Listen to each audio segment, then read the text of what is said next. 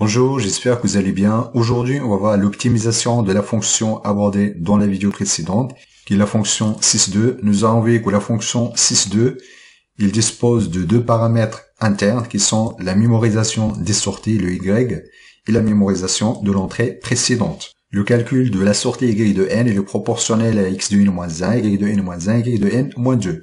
Le problème avec la fonction abordée, c'est qu'on ne peut pas faire l'analyse de plusieurs systèmes en même temps, c'est-à-dire l'appel de la fonction, il est lié à un seul système. Par exemple, si on a besoin de calculer la réponse à un échelon ou bien une rampe de plusieurs systèmes, ça ne sera pas possible avec la fonction sys2. Dans cette vidéo, on va créer une nouvelle fonction qui s'appelait sys2al qui va nous permettre d'analyser les performances de plusieurs systèmes en même temps. Ça permet également de mettre plusieurs systèmes de second ordre en cascade pour créer un système de l'ordre 2 fois n. Donc le n, c'est le nombre d'étages. On va utiliser la réponse indicielle, également la réponse à une rampe. On va passer maintenant à la définition de la fonction sys2al. Donc sys2al, donc tout à l'heure, donc la fonction sys2, donc il intègre à l'intérieur donc les paramètres le x et le y. Dans cette fonction, on va externaliser la mémorisation de la sortie y et la mémorisation de l'entrée. Donc ici, la mémorisation de y de n-1, y de n-2, ça se trouve maintenant à l'extérieur de la fonction.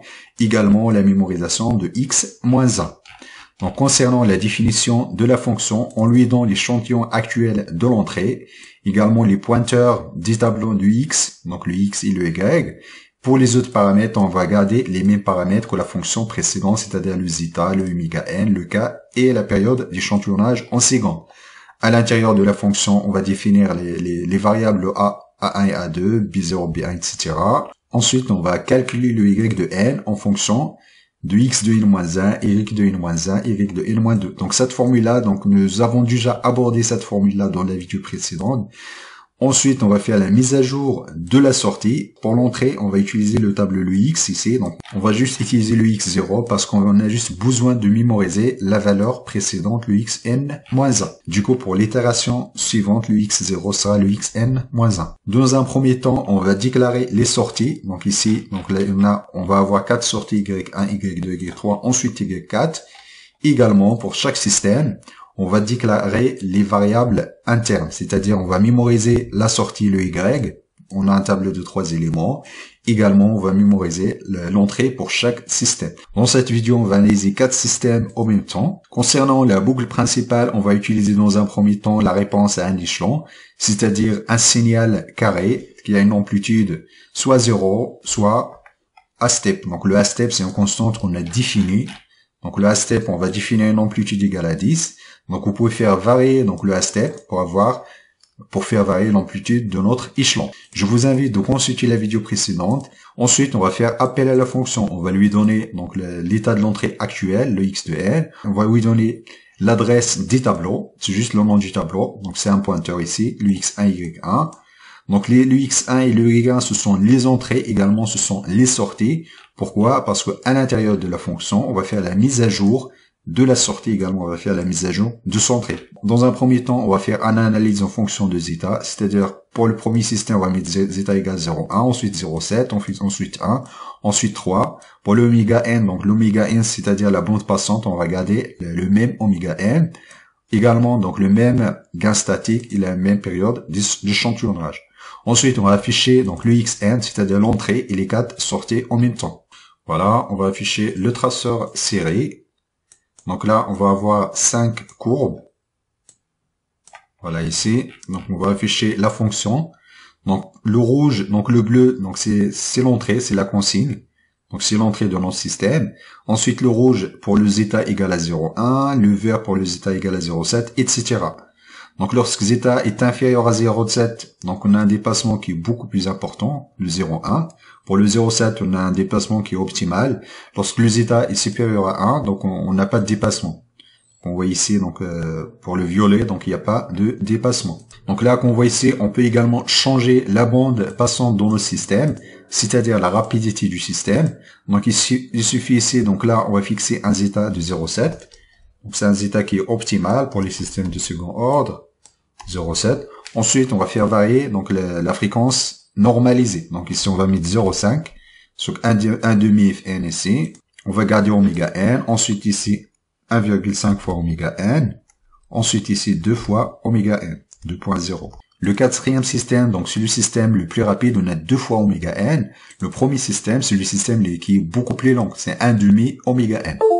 Donc normalement le rouge c'est 0,5 oméga n, celui-là c'est 1,5.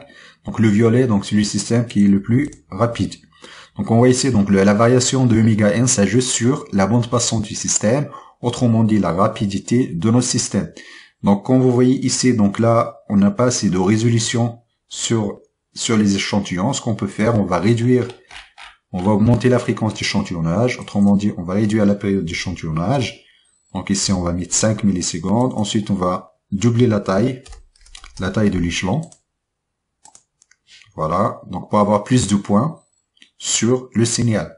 Voilà, ici notre échelon, normalement ça commence à partir de 200. Donc à partir qu'on voit ici, donc on a plus de résolution. Donc le signal il est beaucoup plus clair. Donc là pour les différentes fréquences normalisées. Donc la fréquence normalisée, ce qu'il faut retenir, la fréquence normalisée égale la rapidité du système, égale la bande passante du système. Le zeta, c'est le dépassement. Donc il joue également sur la rapidité du système. Donc on va passer maintenant à la réponse à une rampe. Donc là, on a la réponse à un échelon qu'on voit ici. Donc l'erreur statique est nulle. Donc il n'y a pas d'erreur statique dans le régime permanent. Donc le régime permanent, donc le système il tend vers la consigne, tend vers l'entrée. On va passer maintenant à la réponse à une rampe. C'est-à-dire au lieu d'avoir une constante, on va avoir une valeur. Ici, donc le x de n. Donc le x de n égale à n. On va juste utiliser un compteur qui compte de 0 jusqu'à la valeur maximale. Lorsqu'on arrive à la valeur maximale, on va repasser à 0. Du coup, on va avoir une pente qui est positive. Voilà, on va maintenant compiler notre programme. Donc, on va garder les mêmes paramètres. Dans un premier temps, on va analyser l'effet de la bande passante. Donc, on va ici, donc ça, c'est la consigne, c'est l'entrée, donc c'est une rampe. Lorsqu'on va arriver à la valeur maximale, on va repasser à 0. Donc, on voit ici, donc il y a un offset, il y a un décalage entre l'entrée et les sorties. Donc ça, c'est une erreur dynamique. Donc, c'est pas une erreur statique, c'est une erreur dynamique qui est constant. Le système le plus rapide, on a une différence, on a une erreur dynamique qui est beaucoup plus petite par rapport au système le plus long. Le plus long, c'est le rouge. Donc ici, c'est 1 demi oméga n, du coup, on a une erreur dynamique qui est beaucoup plus grande. Ce qu'on va faire, on va garder le même oméga n, ensuite, on va faire varier le zeta. On va mettre un zeta égale 0,1, ensuite ici 0,7, ensuite un zeta égale 1, ensuite on va mettre un zeta égale 3, égale à 3. Voilà, normalement, quand on va essayer des oscillations, on va voir les oscillations ici, parce que ça, c'est le départ. Donc là, on va voir clairement les oscillations. Donc ça, c'est le 0,1. Donc là, on a des oscillations. Donc là, dans le régime permanent, on n'arrive pas encore au régime permanent. Ce qu'on peut faire, on va mettre ici 1000. Donc en revanche, donc on va augmenter un petit peu la vitesse du port serré. On va mettre 19200 pour y aller trop vite. Donc ici, c'est le nombre d'itérations ici. Donc la largeur de la fenêtre, c'est 500 itérations. Donc ici, on va avoir juste une demi-période. Entre ici le début et la fin. Donc on va y arriver à 1000, il doit y avoir un passage. Voilà. Donc à partir de 1000, on a une transition ici. Voilà. Donc ça, c'est nos 4 systèmes.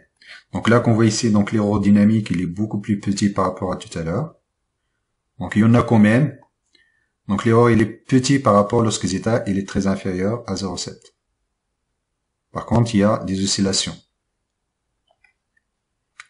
C'est ça l'inconvénient. Donc on améliore l'erreur, mais on ajoute les oscillations, donc les dépassements. Donc ça c'est l'erreur dynamique, on verra lorsqu'on va utiliser les correcteurs. Donc on va comparer entre la boucle ouverte et la boucle fermée. Donc on verra comment réduire donc l'erreur statique et l'erreur dynamique. Également comment réduire les dépassements. À partir de la prochaine vidéo, on va analyser le système en boucle fermée. Également, on va aborder la notion du correcteur, comment discrétiser un correcteur, comment implémenter un correcteur, etc. J'ai mis un lien dans la description, vous trouverez les détails du code. Vous pouvez récupérer le code et jouer avec les paramètres. Je vous remercie de votre attention et à la prochaine vidéo.